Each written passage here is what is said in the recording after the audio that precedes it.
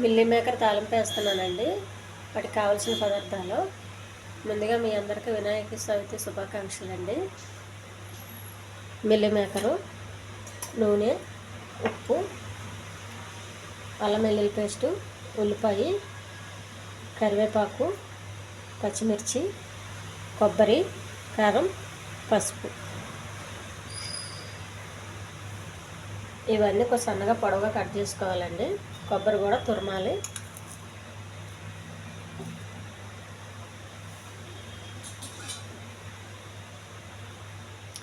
Meal maker ఒకసారి కడగాలండి వాటర్లో వేసి.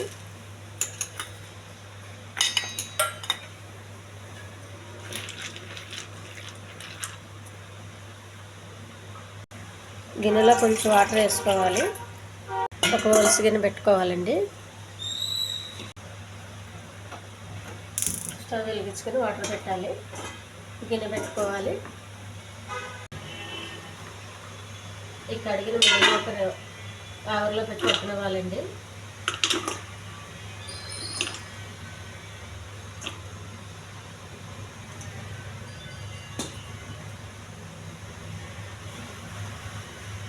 మూత పెట్టాలి.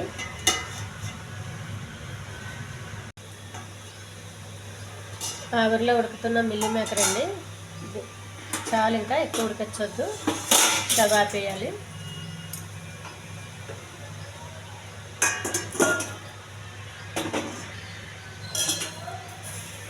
స్టవ్ వెలిగించి పెనం పెట్టుకోవాలండి.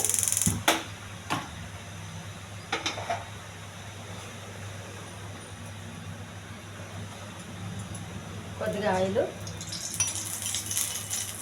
కొంచెం జీలకర్ర, ఉల్లిపాయలు, కరివేపాకు, పచ్చిమిర్చి,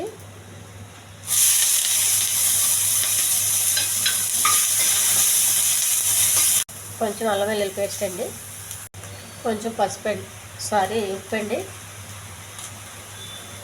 కొంచెం కారం,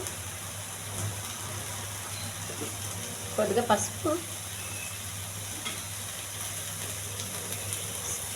ఆవిరిలో ఉడికించుకొని మిల్లీ మేకరు,